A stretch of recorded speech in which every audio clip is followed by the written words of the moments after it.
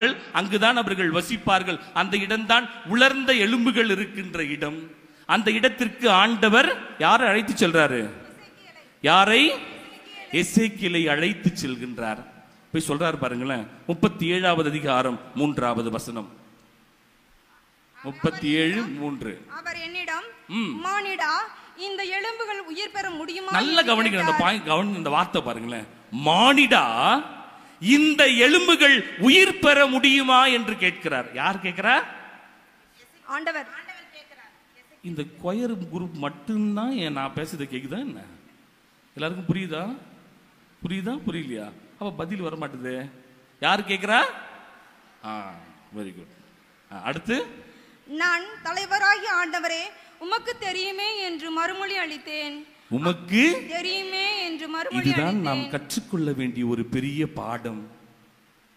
பல நேரங்களிலே எனக்கு தெரியும், நான் எல்லாம் செஞ்சிருவேன், நான் எல்லாம் முடிச்சிருவேன், என்னால எல்லாம் பண்ண முடியும். திமிரு, கொழுப்பு இல்லையா?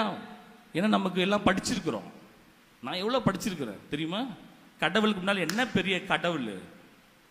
கஷ்டத்தோடு இருக்கின்ற போது ஓடி வரும்போது தான் தெரியாரு கடவுள் உயிரோடு இருக்கிறார் என்று. Price the Lord, praise the Lord. அவருடைய பதில் பாருங்க. தலைவராகிய ஆண்டவரே உமக்கு தெரியும் அப்படின்னா என்ன?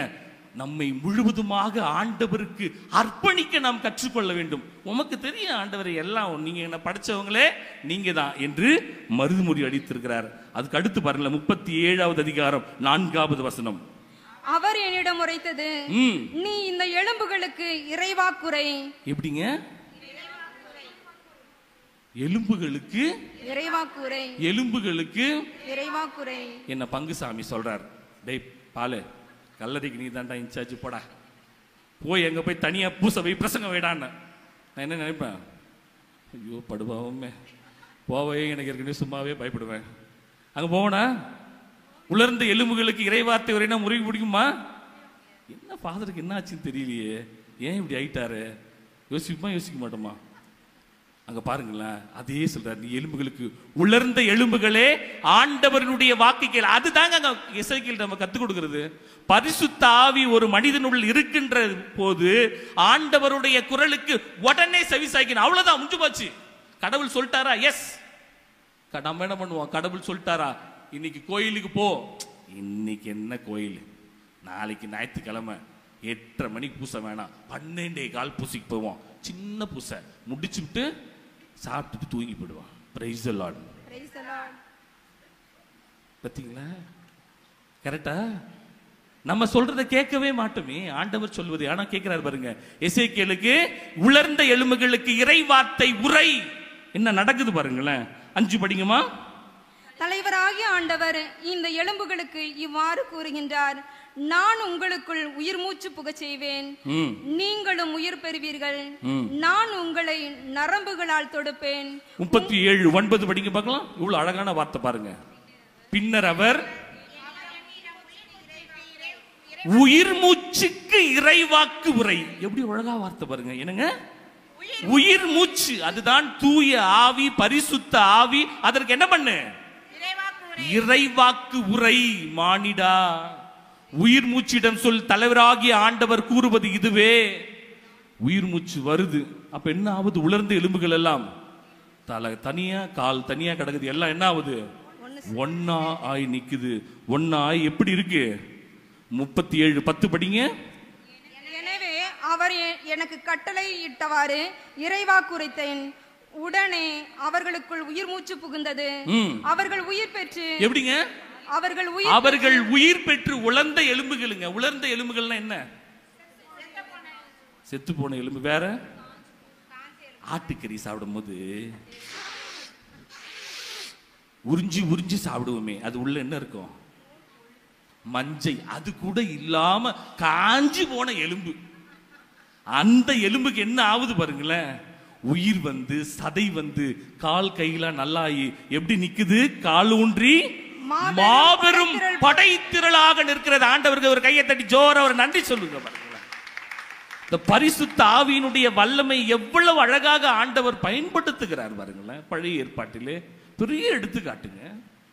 உலர்ந்த எலும்புகள் எல்லாம் உயிர் பெற்று எழுந்தன. பல நேரங்களிலே நாமும் அப்படிதான் உலர்ந்த எலும்புகளுக்கு இறைவார்த்து உரைத்துக் கொண்டே இருக்கின்றோம். ஆனால் இவர்கள் எல்லாம் உலர்ந்த எலும்புகளாக இருந்து கொண்டே இருக்கிறார்கள். பல தடவை நான் சொல்வது, வருவது, ஆலயத்தில் அமர்வது, சீட்டை தேய்ப்பது, அப்படியே போறது, அவ்வளவுதான்.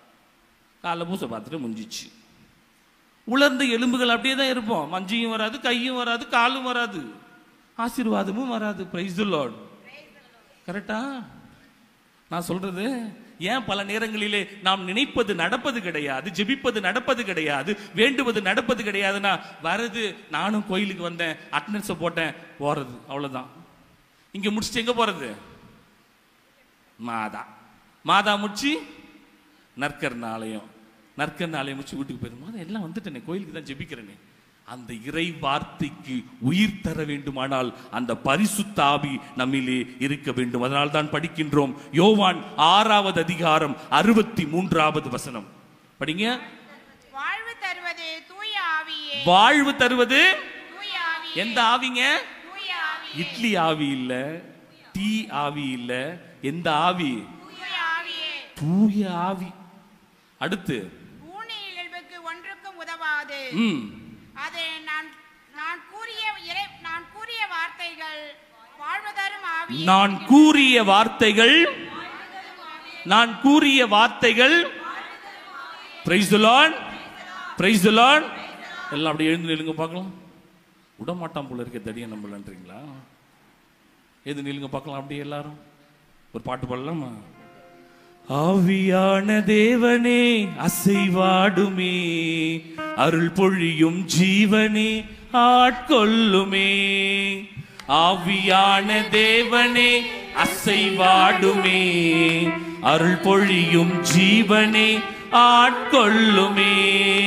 வாரும் ஆவியே, தூய ஆவியே, வாரும் ஆவியே, தூய ஆவியே, வாரும் ஆவியே, தூய ஆவியே, வாரும் ஆவியே, தூய ஆவியே. ஆவியான தேவனே அசைவாடுமே, அருள் பொழியும் ஜீவனே ஆட்கொள்ளுமே. Praise the Lord, praise the Lord, praise the Lord. இயேசுவுக்கே புகழ், இயேசுவுக்கே நன்றி. நன்றி. அப்படியே எல்லாம் உட்காருங்க பார்க்கலாம். டயர்ட் ஆயிடக்கூடாதுல்ல. அதே ஆவியானவர் நம்மோடு இருந்து கொண்டிருக்கிறார். எங்கிருந்து வந்தோம்? ஏன் திரு அவையிலே பிளவு ஏற்பட்டது? இந்த பிளவினுடைய காரணிகள் அந்த பழைய ஏற்பாட்டிலே பரிசுத்த ஆவி எப்படி வழி நடத்தி கொண்டே இருக்கின்றார். இன்னும் விளக்கமாக இந்த தெளிவான கேள்விகளுக்கு பதிலாக நாளைய நாளிலே நமது பங்கு தந்தை அவர்கள் சொல்லுவாங்க. சரிங்களா? ஆனால் இன்னைக்கு ஒரு இன்ட்ரோடக்ஷன் தான், ஒரு இன்ட்ரோ இந்த பரிசுத்த ஆவியை பற்றி. இந்த பரிசுத்த ஆவியை பற்றி பலரும் பல வகையிலே பேசிக் கொண்டிருக்கிறார்கள். ஒரு பணம் சம்பாதிக்கிறதுன்னா அந்த பரிசுத்த ஆவி தான், இல்லையா?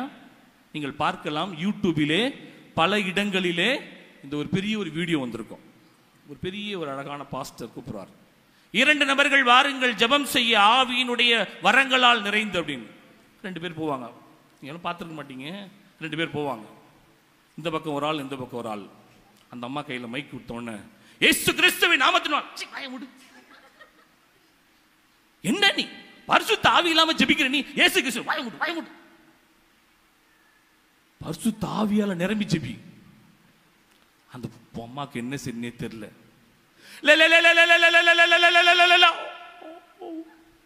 இந்த பக்கத்துல ஒரு அம்மா நின்றுச்சுல, அது பார்த்துட்டே இருக்கு. அந்த வீடியோல பாத்தீங்கன்னா உடனே அது மைக்கு கொடுக்கிறதுக்கு முன்னால அல்லேலூயா அல்லேலூயா அல்லேலூயா அல்லேலூயா ஓடியா போயிடுச்சு.